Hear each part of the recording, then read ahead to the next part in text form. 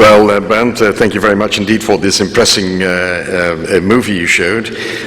One thing I picked up immediately is that Siemens is promoting gigaliners, where the federal government of Germany is denying the access of these very nice trucks on the road. But that's another story, ladies and gentlemen.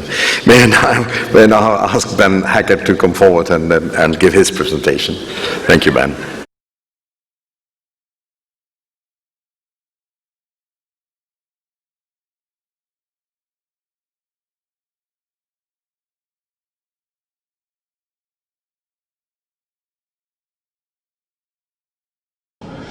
We in the maritime industry keep saying that most unfortunately, the image of the maritime industry all across the globe is very poor.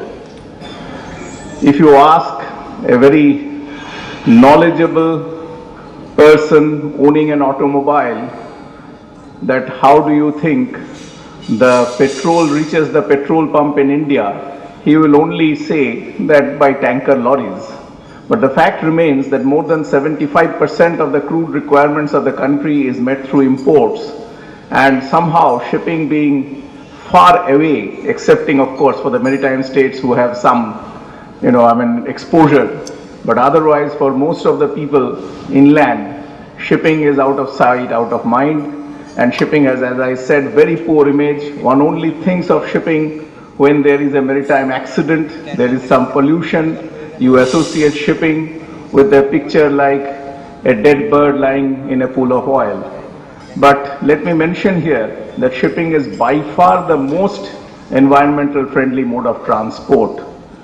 Since we keep on saying that more than 90% by volume of international trade is transported by sea, obviously we can claim that shipping propels the growth of the national and world economy. But shipping only contributes to 3% of air emission and a minuscule portion of the water pollution. Today's state of world trade and world economy could never have been envisaged, could not have been imagined, but for the state of shipping. And even if you consider a very slight shift in the intermodal transport of international trade, I dare say that very soon our mother planet will become completely uninhabitable by the humanity. Shipping has a tremendous contribution. Unfortunately, it is not recognized.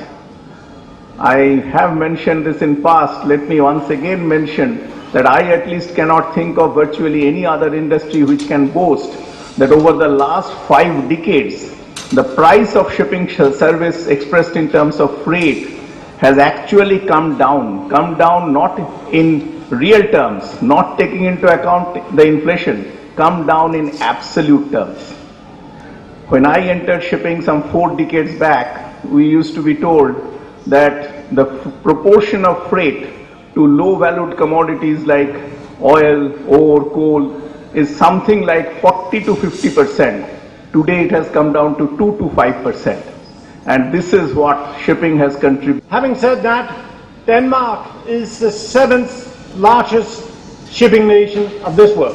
We are only 5.5 million inhabitants, a small proportion of Mumbai, but still we control 10% of the global seaborne trade.